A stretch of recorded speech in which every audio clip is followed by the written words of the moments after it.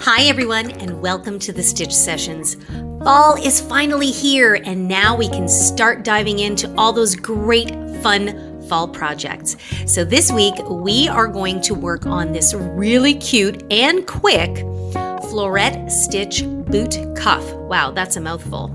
And I've called it the Floret Stitch boot cuff because we are going to be learning how to do the floret stitch, which is actually super simple. If you know a slip stitch and a double crochet, you will be able to create this beautiful textured stitch.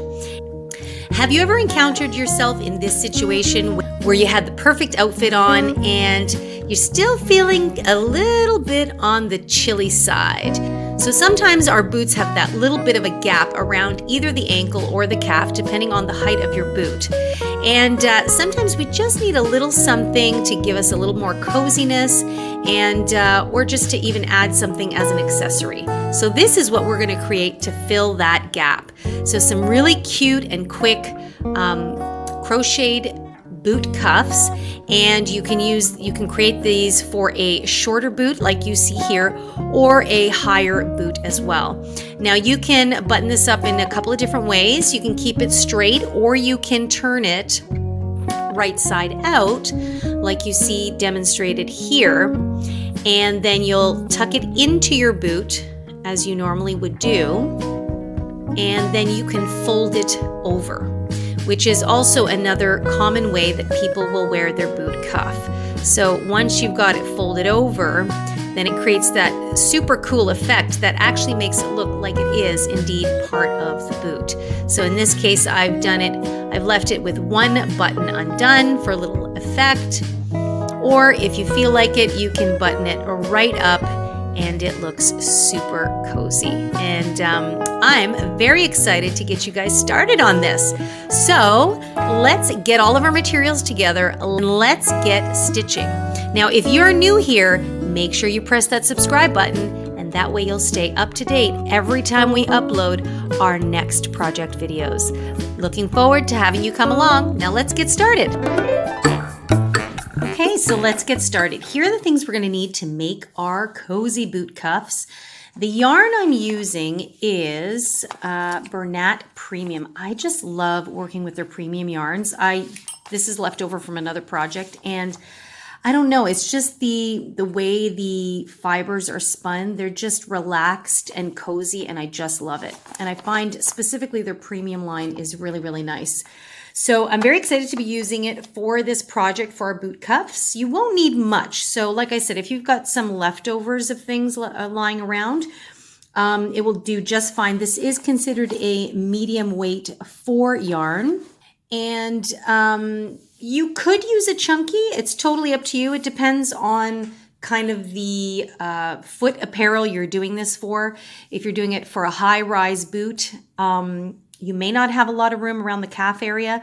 Mine is a low-rise boot, so it's going to be more just above my ankle and calf area. So I could go with a chunky, but I'm going to stick with my medium force. So that's what we're using. And the hook I'm using for this project is a 5.5 millimeter hook, also known as an I or a size 9. And as always, make sure you always have a handy pair of scissors and your trusty darning needle for sewing in your ends later.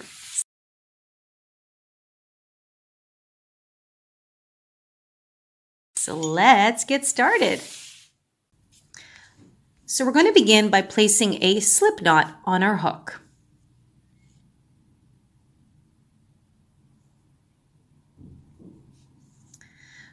Once you've got your slip knot in place, what we want to do for this pattern is chain in multiples of 2. So to create the floret stitch, we want to have multiples of 2, plus we're going to add an additional 3 at the end. So however long you make yours, if you do a chain of 10, you will add 3. If you do a chain of 20, you will add 3. For me, 20 is a bit too long, but I am going to chain a total of 14 chains. So just remember that you want to keep your initial chains not too tight and not too loose either, just nice and consistent. Okay, once you have your 14 chains, you want to add an additional 3. So for me, that means I'll have 17 in total. So 1, 2, and 3. Okay, so to create the Floret Stitch pattern, it is going to need a 2-row repeat. So it means we're going to do a repetition of 2 rows. So for row 1, what we want to do is we're just going to create what I like to call the base row. So it's going to consist all of double crochet stitches. So what you want to do is you want to find the 4th stitch from your hook. And remember, we never count the loop that's on the hook. So you're going to count 1, 2, 3, and 4. And into the 4th stitch, we're going to place a double crochet.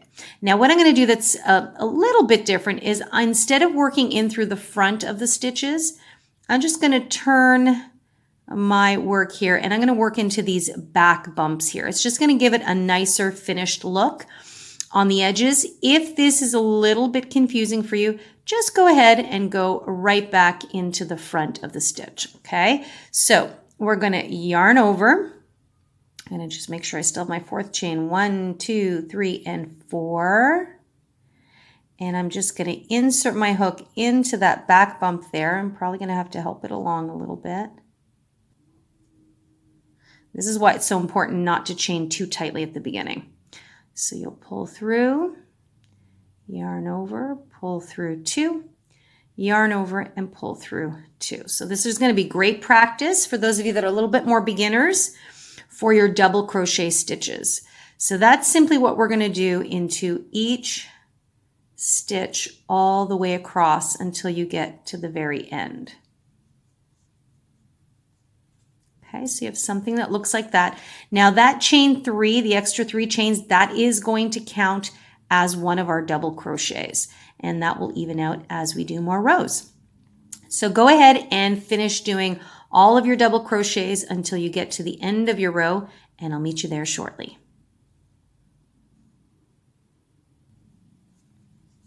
And I just finished row 1. And so my work looks like this. So I now have 15 stitches in total. So remember, we had an even number of stitches. I had 14. We added an additional 3 to create that extra double crochet. So now I'm going to be working with 15 stitches back and forth. Okay. Now, again, like I said, it depends on how long you want your cuff to be. I wanted mine like a medium size. I don't think this is too long, and it's not short either, because I want the option of being able to fold it over as well. So sometimes with a cuff, you can just kind of put it in and just, it fills that gap nicely and just gives you a little bit of extra warmth. And you can just do it simply like that, or you can fold it over, which a lot of people do as well. So you want to keep that in mind when you are thinking about the length. And just in case you're curious, the length of mine works out to just a little over, just a little over 4 inches, or if you're working in centimeters, about 10.5 centimeters, okay? So we're going on to row 2. For row 2, we're going to chain 1 and turn our work. So you can see the back, this is the back side of your double crochets, which I like too. Creates a nice texture there. Okay, so the first thing we're going to do is into the very first stitch, we are going to slip stitch. We're now going to create our floret texture here. So we slip stitch into the first stitch.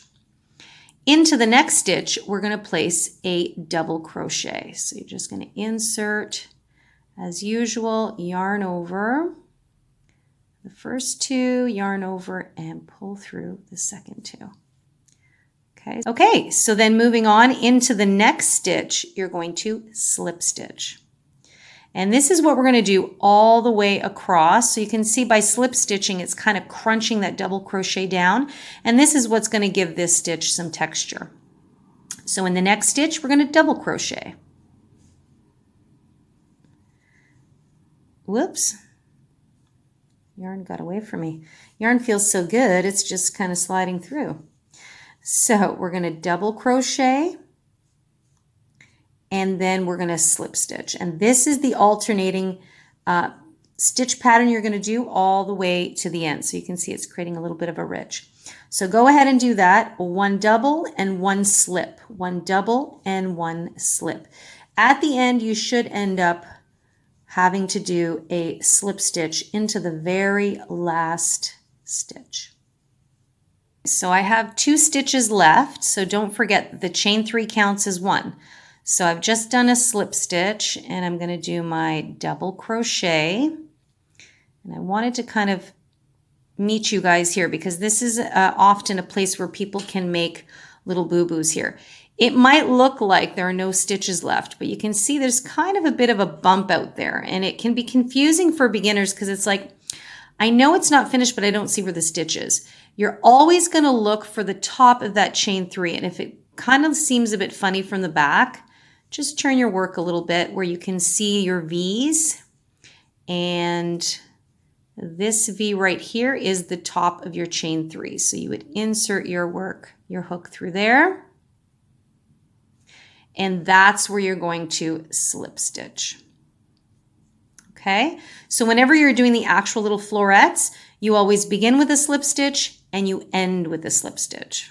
Okay, so for row 3, we'll chain 3.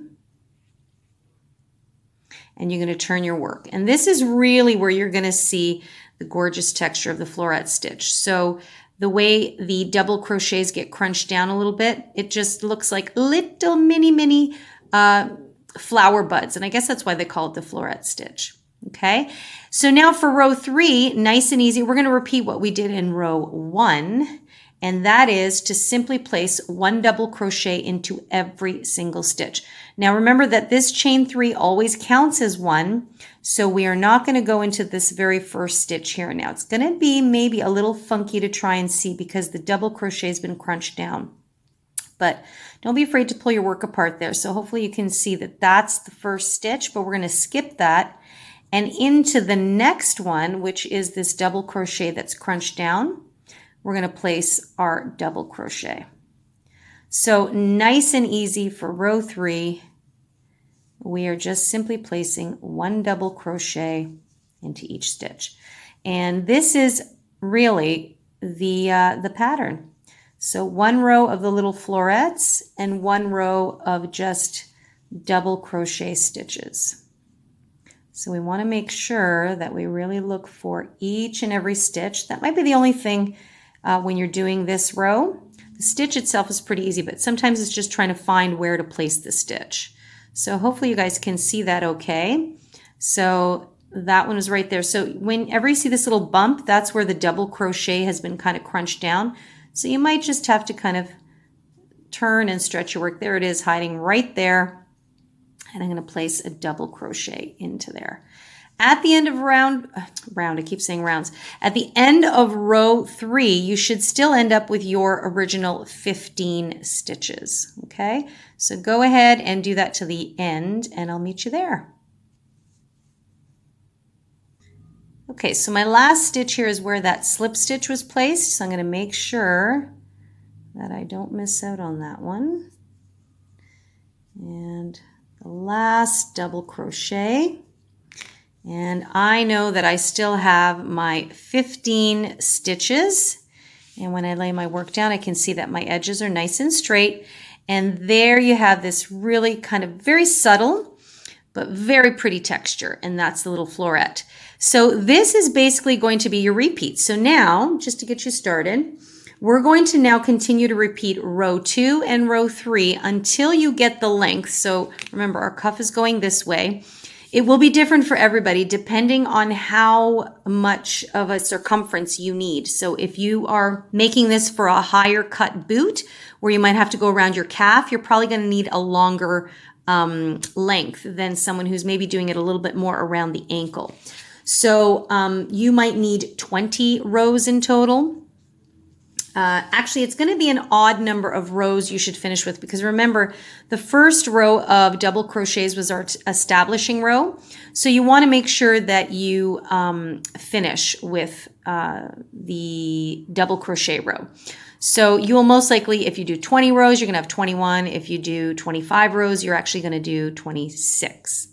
Sorry, If you have 24 rows, you're going to actually want 25 just to end off with, so that on each end, you're going to have a double crochet row and a double crochet row. Because remember, we want to put a little button there. Okay.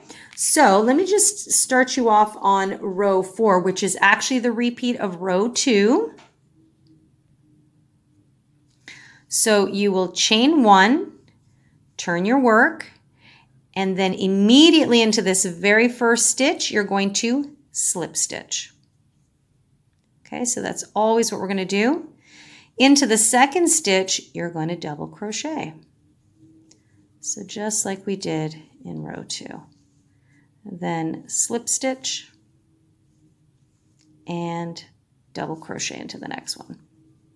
So this will be fantastic practice for your slip stitch and your double crochets, okay? So I'm going to leave you there. You're going to continue to repeat row 2 and row 3 until you get the length that you like. Then I'll meet back up with you there. Okay, so I have done a total of 27 rows, and my cuff looks something like this. I just love the texture it creates just using a very, very simple technique. So I've got 27 rows in total, or 13 sets of these floret stitches here. So now all I'm going to do is I'm just going to do a little finishing border all the way around. So you're going to begin this at the end of your double crochet row. Okay, so once you've done your last double crochet, we're going to get you to chain 1. And right underneath the loop here of the stitch, we're just going to place a single crochet. So instead of going back into that stitch, I'm just going to sneak under it and pick up at least a loop and do a single crochet there. Okay, just like that. And now what I'm going to do, we're going to work down the sides of these stitches, and we're going to use single crochets like I said. And generally, you can fit 2 stitches into the side of a double crochet stitch nice and evenly. So we want to try and get one at the end and one somewhere in the center. So I'm just going to, you just basically want to eyeball this. You want it to sit nicely. You don't want them to buckle or to bunch. So you can see it just rounded out that corner very, very nicely. And you just want them to sit nice and even. Now this is the floret row, so I'm going to kind of get into that slip stitch area there. Whoops.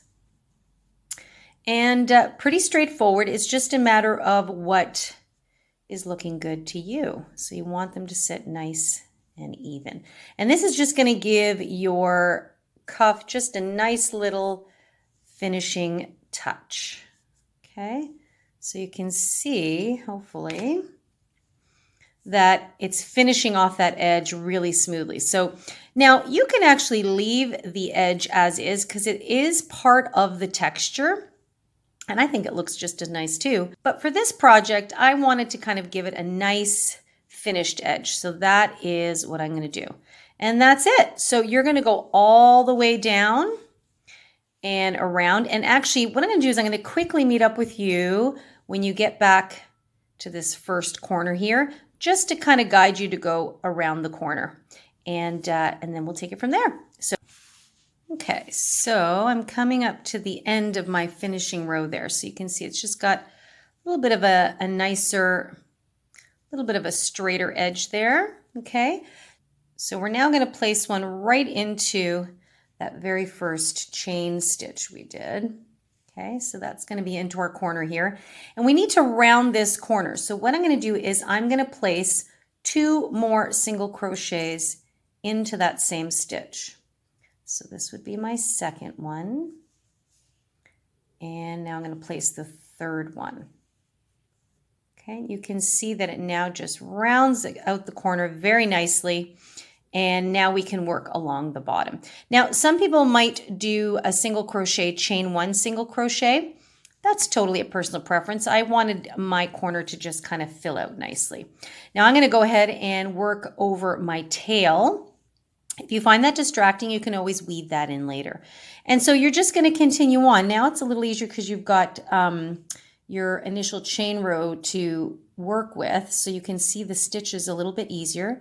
So you're going to continue placing one single crochet into basically the bottom of each stitch. You're going to be a little bit more snug because that was your initial chain row. And that is basically what you're going to do for the rest of this cuff. So just to kind of show you the shaping it gives you, and that's pretty much it. So I'm going to leave you to finish the finishing round. One single crochet trim all the way around. And remember that you still have to do this top row as well. So sometimes people think, well, it's already finished because it's nice and even, but that was just double crochets. We want to make sure they're singles all the way around, okay? So I will meet you at the end here, and we're so close to being finished our boot cuff. So we're going to go, my last stitch is going to go into where we did that first one. Remember we came around the bend here and went underneath the loop. So we're going to place one more single crochet in that same spot. And now I'm going to place one more just to help the top of the stitch come around the bend. And there we have it. So now we are going to snip our yarn. Okay. But I'm not going to fasten off with a chain one. I'm just going to pull that through. And because it's sitting in a corner here, I like to do my seamless join, I like to call it, or invisible join. So that is when I am going to feed my tail through my yarn needle. Now this is going to look a little funky because it is in a corner. Now, if this confuses you, just do your chain one and pull tight as usual. Weave in your ends. It's a-okay. But I'm just funny like that. So every once in a while I like to use this one. So I'm going to take my needle, and into this very first stitch, I'm just going to tuck it right under the stitch, just like that. And I'm going to weave that through, snuggle it a bit, but not too tight. And now what I'm going to do is I'm going to go back down the center of this last stitch. So I went under the first stitch we did, and now I'm going to go down the center of the last stitch here. Okay, so I'm just going to go down into the center, coming down the bottom. I'm going to pull that through, and that should just snuggle in there. You see? You can't see where the end is, and this is what I love about this technique. And then I just kind of give it a little snuggle, a little snuggle tug there. And now I'm just going to weave in my end. Whoops, I lost my tail there. But now I would just hide my end, and you really won't be able to tell where the beginning and the end is. So here is your cuff. Now I made sure to measure this. Sits really nicely around my ankle, just kind of in the area between my ankle and my calf. And I want to make sure that one of these edges here, take this one. So this edge here will sit just over one of the little florets there. Okay, just like that. And that is where we're going to place 2 buttons. So now that you've finished one, you want to go ahead and do a second one just like this. And then we are down to our final touch, and that's placing our buttons on. And there's just something a little funky we're going to do with that. And then you are good to go with your boot cuff. So make your second one, and I'll meet you back here in a bit. And I've sewn in all of my ends, and I just love how this texture has come out on this boot cuff. So I've already done one. So the next step is to place our buttons on, and then we're ready to rock.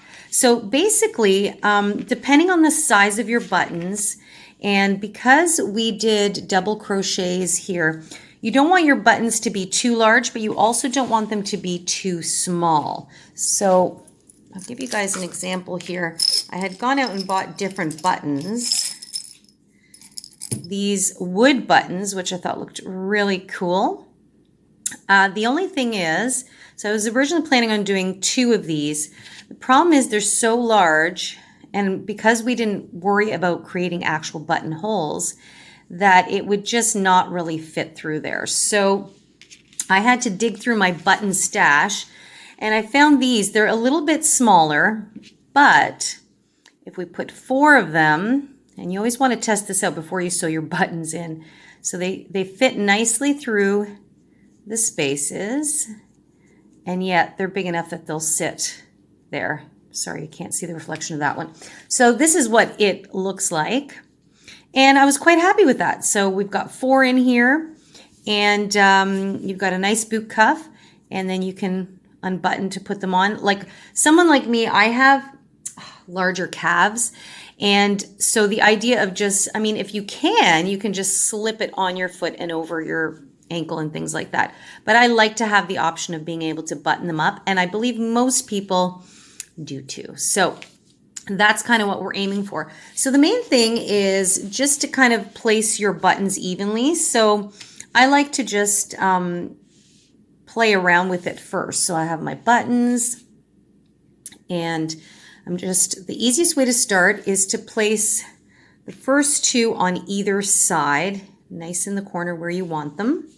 Okay, so I like to nestle mine somewhere around the edge here, not too close to the edge, but not too far in either.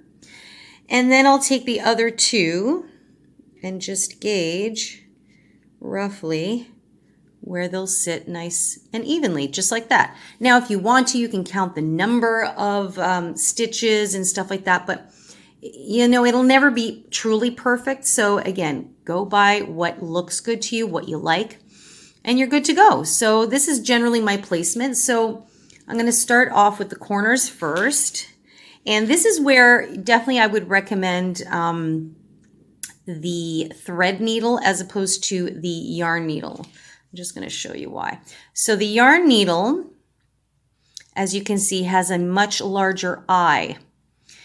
The thread needle has a smaller eye, but you see, trying to fit this through a buttonhole is basically impossible. So that's why it's important a lot of times to definitely have a thread needle on hand and thread, because this will definitely fit all the way through. And that's exactly what we want. So make sure you've got enough thread on your needle, and you're just going to place it nice and comfortably where you want it. And I'm just going to start feeding it from the bottom up. And I think most of you are pretty straightforward. Leave a little bit of a tail here so I can tie it in at the end. And then you're just basically going to weave it down and up many times until you feel the button is secure. And then I'm going to come on the other side here. Whoops, be careful you don't pull too tightly at the beginning because you'll lose your tail, which I may have done already. There we go. Saved it. Okay, so pretty straightforward. Just pushing from the back. Oops. From the back to the front, and then from the front to the back. Okay, and then when I'm done, I'm just going to tie it off at the back. I'm going to do several knots there. I'll snip off my thread, and then I'll just kind of hide the tail in. And I'm going to do that for the other 3 buttons, and we are pretty much finito, guys. So I'm going to let you just finish off those last few buttons, and then you're ready to enjoy your fall boot cuffs. I'm just finished placing the last button, and there we have it. Here are our boot cuffs. Nice and simple design, really beginner friendly, and I love how these came out. So actually they would be kind of set up this way. And here you go. And these don't take very long to make. So if you've got an evening or some free time on a weekend, you can whip these up. These will make actually a nice gift for anybody who's got a fall birthday like September, October. And it's a great little accessory to give someone or just to make for yourself. So I hope you guys have enjoyed working on this project. And if you have any questions, as always, just leave me a comment down below. I'm more than happy to answer any questions you have. And a few of you have been sending me some wonderful comments on how much you have been enjoying a lot of my tutorials. And I noticed that you guys also really like some of the kind of lesson type tutorials where I talk about identifying parts of your stitch and how to figure out stitch counts and things like that. So I'm very happy that they are very useful to you guys. So do me a favor and give me a thumbs up on those videos and on this video if this is the type of content that you would like to continue seeing, because then that will help me know what types of videos to continue making, because I want to make sure that you guys find it useful as well as fun and entertaining. As always, I love having you guys come along on my crochet journey. I just love this craft so much and I love to share it. So if you are not already subscribed, you really should press that subscribe button so you'll stay up to date every time I upload a new video, which is every Wednesday morning. And a lot of times I throw up some bonus videos over the weekend. So stay tuned for that. In the meantime, everyone, you can always say hello to me on social, on Instagram at The Stitch Sessions, as well as Facebook on this at The Stitch Sessions. And come join us for one of our live online interactive crochet classes. So this is a great way that you can get a little bit of one-on-one interaction with me. You can show me your work. I can have a look. I can give you some pointers. So it's really fun. We keep the classes cozy. Like a lot of times there's 4 or 5 students at a time. And it's a lot of fun, and it's a nice way that I can connect with you guys further. So if you're interested in that at all, you can just visit our website, which is crochetcrafty.com, and you can find out all the information there. In the meantime, have an amazing day, everyone. Happy crocheting as always. Take very good care of yourselves, and I'll see you guys in the next session.